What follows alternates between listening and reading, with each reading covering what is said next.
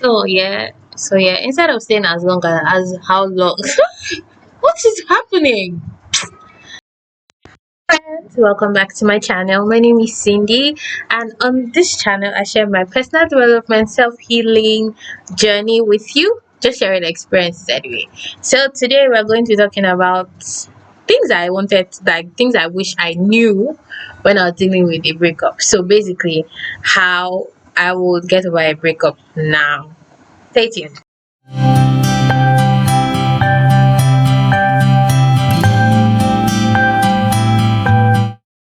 So as usual, I had to give you a backstory.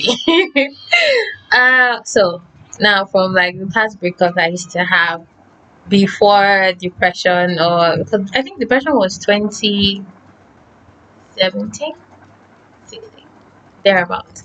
But for all the relationships before then, what I used to do was move from one to another, no space to heal, just jumping into the next one. Because to be honest, I think there are so many nonsense nonsense advice you find, like people will say to you, especially people that haven't healed from theirs, and then you pick it up and then see we're young. I mean, we're still young, but we're really young then, and then you be in a relationship felt like a grown-up thing, and then you two are in a relationship, jumping from one place to another looking for what they did not send you. But anyway, that's what I did. But now it was, you see, it was very was very traumatizing. And because I think that because like my identity was linked to those relationships, so anytime it ended, I ended up suffering more, basically. But now what I would do differently, I have a few things. I've listed them here in case you're wondering. I've listed some of the things that I would do differently. But before then, I used to move from one relationship to another, or and then I take like the things that happened from that previous one into the next one, not healing, still messing, still going to mess it up, basically. Then even when it ends with that person, it takes a while for us to cut off. You know, when people go back to do nonsense. That's what I was saying at some point. But what I would do differently now, like when I end something, or when something ends, or when someone ends with some a relationship with me, what I would do first. Yeah, so I know that we can't go back to change these things. That's fine, but I feel like my future steps will be how I can do better as a person for myself, basically, because I put her through a lot. But anyway, what I would most likely, like what I would do differently this time would be first to accept that the breakup has happened. That was one thing that I think we get too attached here, and then we are unable to accept that this thing has ended, and then you keep going back and forth with the person. But two of you have ended, but you still keep going back and forth for different reasons. Yeah, so what I would do differently is first to accept that that relationship has ended. So, friends, now one thing I would have done, sorry, kids are making noise, they're being kids. But one thing I would have done differently was first to actually accept that the breakup has happened. And then, see, I am pro block, mute, unfollow, delete. I am pro that, because see, when at time when we're growing up, they used to say that if you block an ex, or if you unfollow or delete them, you are immature. That's a lie. For your peace of mind, for my peace of mind, I will block you if I need to. I will mute, I'll delete. It depends on how it ended. Why I'm saying that is that, see, blocking, muting, unfollowing doesn't necessarily mean that you're going to completely heal automatically. It's going to take time for that healing to occur. So it depends. If maybe the person is posting things to trigger you, or things to annoy you, or to get like a reaction from you, best believe better block. I will block straight. Like I block or follow delete. Even I mute. Sometimes when I end it after the first time, I just mute it, because I don't want to like see things that maybe will upset me at that time. But eventually, yeah, they stop to upset, like you stop to get upset from anything they do, or even there's a time that yeah, I'll see maybe an ex's profile and I feel anxious. And I figured out it was like maybe because I was scared of the kind of person I used to be, or still feeling like I'm still that same person, but it's not true. But eventually after healing, yeah, for me, oh, I don't feel that anxious maybe when any of their profiles come up anymore. At least that's his healing. That's his. So yes, I will mute, block, unfollow, like just give myself space to be away from you, because we've been together for whatever period of time we've been together. It's always best to give yourself space so that you can get over what's happened in the relationship, or just to get over the whole relationship itself. Yeah. So now the next thing I will do is focus on myself. I'll focus on building a relationship with myself rather. See those period that, like I explained, I jumped from one relationship to another. I kept doing that, not healing, and that had like a huge impact on how I felt about myself, because all I call it, because I attached my validation to them and that relationship to them. Let me explain. I said it in the other video that them being in a relationship with them meant somebody liked me. To me then it meant I was likable. And that was like a validation for me then. But if like I ended something right now, I'm just going to focus on myself. That's what I'll do.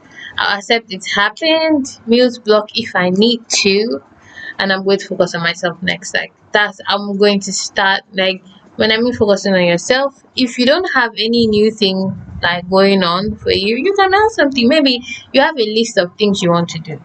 Like me, maybe learn a new language, learn a programming language, whatever it is you are interested in. Join a dance class, drawing class. So far as it is centered and focused on me, I'm doing it. Plus, this will help me like rebuild relationship with myself. Yeah, it will help rebuild, like get to know me better, get to know me more. I mean, we all change. We are all changing. Maybe after this relationship had ended, you are no longer the same person. So now you have to get to know yourself more.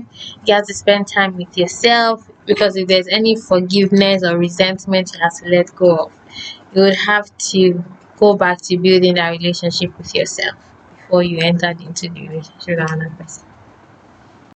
So yes, what given like the kind of relationships that ended for me, yeah, I have a few things I would have done. It would be to write letters, because now I write letters, I journal, I meditate. What I would have done differently was to pick up, because that time I wasn't exercising, I wasn't taking care of myself. That those breakups would have been the opportunity for me to start running again. I mean, these are things you should do every day. But since you are trying to heal from something, you have to take care of your mind and your body. And a healthy body equals a healthy mind. Everything is connected basically. So me, I would have gone back to running. I would have journaled about the experience. If there's anything I felt I needed to say that, to be honest, they don't need to hear. Yeah. Especially maybe you're not in communication with the person. I write it in my letters. That's what I did. Even after all those jumping out, I came to meet all those hurts from those relationships during depression, and then I had to write those letters that I could have written when those things ended. I wrote them during depression. I wrote letters to the people. I mean, I'm never sending it to them, but it was like I was expressing how I felt after it ended, or even during the relationship itself. I wrote letters to every one of them, and I had this ritual whereby, like, it's a healing process. I burned them.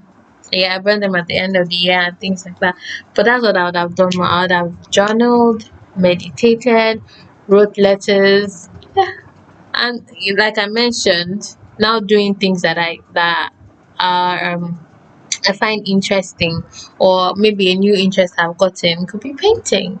I mean, now I think, yeah, now I'm learning language. So just, I mean, it's always good to like learn something new. It helps your brain. To me, yeah, I know it helps your brain in a way, but for me, I feel it challenges your ego identity, because one thing is that once we know how to do something, we tend to attach our egos to it, and then we don't give up. ourselves like the challenge or the opportunity to learn something new. I like to challenge myself, so I pick up new things. Yes. So the number one for me, yeah, that's what I say. It depends on how it ends. If it's because most of them were painful for me. I go to TED Talk. See YouTube. I am I am the biggest. I'm sure I'm one of the biggest consumers of YouTube for a lot of things. And dealing with heartbreak, I will listen to TED Talks because they have people that have been through this. They have people that have done talks and research on all these things. And see, it's not that you think you are the best thing since sliced bread. Nobody's perfect, yeah. But listening to all this TED Talk will help you maybe process some thoughts you're having, or that's if you cannot afford therapy. Yeah, like me. YouTube and listening to TED. I see it was. I'm sure that someone tweeted about this thing one day, and I'm like, yes. I go to TED Talks. I go to YouTube, search for TED Talks about heartbreak. See, we search for how to get over heartbreak. You find it, and people give you tips. One of the things that I didn't, or one of the advice now that I would not allow myself to fall into is get under somebody to get over somebody. No, that does not help. You're just going to carry unhealed or unprocessed pain into another relationship and you're going to destroy it. That's what I did.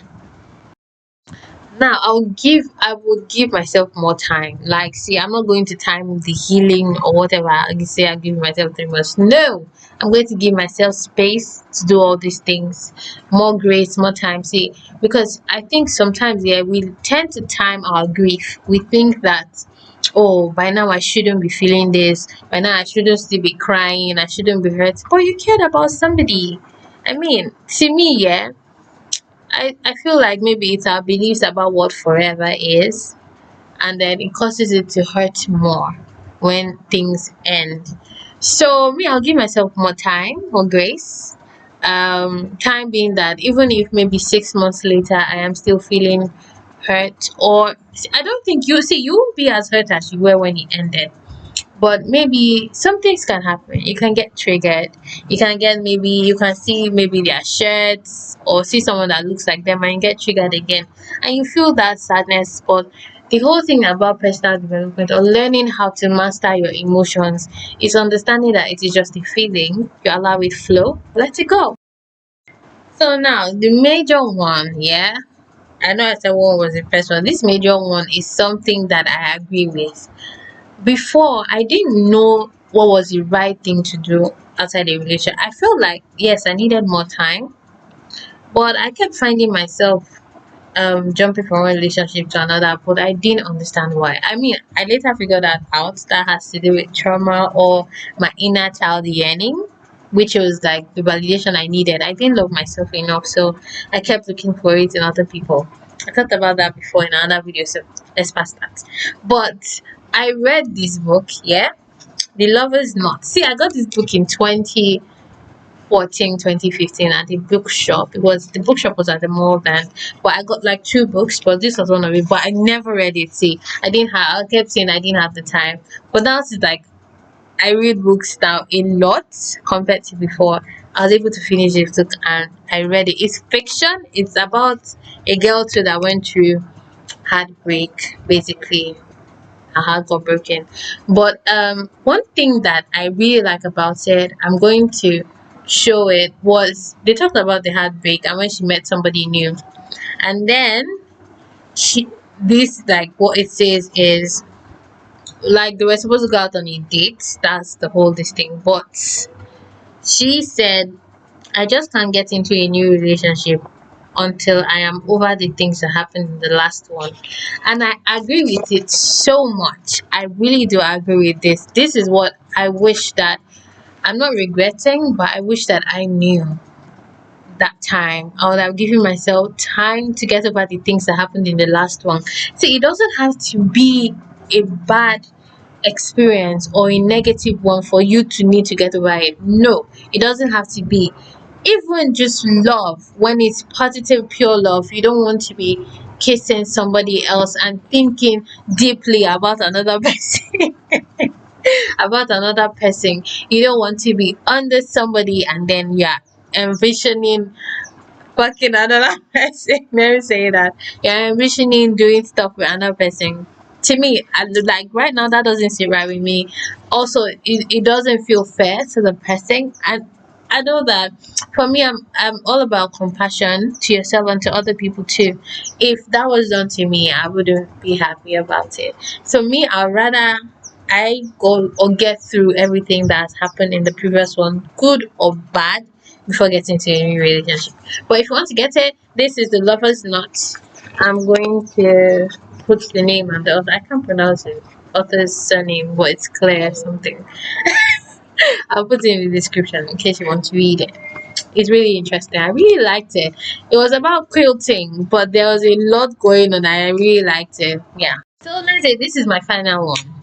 Practicing letting go. See, letting go is supposed to be like a daily practice. Like, why am I saying supposed? See, I don't like to supposed things. But I say that letting go, is it supposed? Yeah, supposed and should. I don't like saying those two words because it makes it seem like things are not flexible.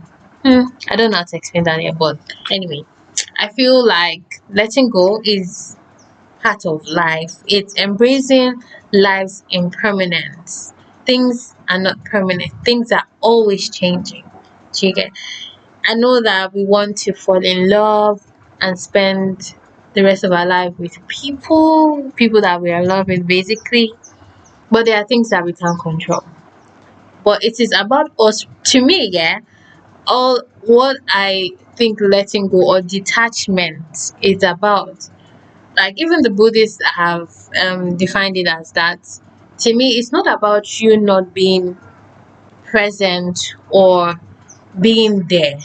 Do you get? People think detachment is about not involving feelings. People think detachment is being nonchalant, but for me, that's not what it is. To me, detachment is about you not trying to own people or things. It's about having that experience, enjoying the experience, but not getting attached to it. Attached to it in a way that it doesn't evolve, it doesn't change, it doesn't allow for things to end when it's supposed to end. So for me, that's what letting go and practicing letting go and detachment is. That I would say I would have done in the relationship, whereby we are always worried about the wrong things. Yeah, in the relationship, we're always worried about the future. That's why the future, we don't know what is going to happen in the future. Instead of focusing on the future, we can live in the present moment. We're grateful for it, not attach our identity or self to things like a relationship or another person. So that's what like that's those are the things that I would say I would have done differently. First, I'll even put like practicing letting go even before that relationship ends. I practice letting go every day now. And I mean, I'm open to the possibilities, the wonders that life will bring. Um yes, that's finding things that I'm more interested in now, or finding new interests for myself, spending time with myself, focusing on me. Yeah, accepting that it has ended. I mean, that one, yeah, that was the first point I gave. But now I remember something whereby I'll still be in denial for a while, that like going back to this person, still trying to hold on to this person that has let you go. And yes, fitness, journaling, meditation, running, see, writing letters, unsent letters. That's what I call them. I call them unsent letters because you don't send it to the person. These are things you wanted to say, but you can't. Sometimes, yeah, and with some things you want to say might be hurtful, and sometimes they don't care. So I'll just really write it in a letter and give myself more time and space to heal. Definitely give myself more time and space to heal. No relationship till I am over the things that happened in the previous one, good or bad. So this is my chaotic journey that I'm sharing with you. I hope that maybe you can learn from my experience and I don't know, find what works for you basically. But these are the things that I would have done instead of jumping from one relation to another. But thank you for staying to the end of this video. If you haven't subscribed, please subscribe to my channel, like, share. Maybe somebody needs to hear what I have to say. Yes, but thank you for spending time with me. I'm grateful for you, and don't forget to be kind to yourself. See you in the next video.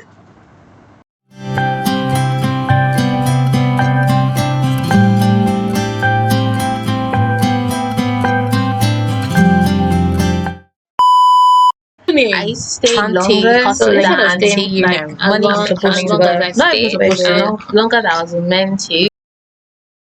Happy myself.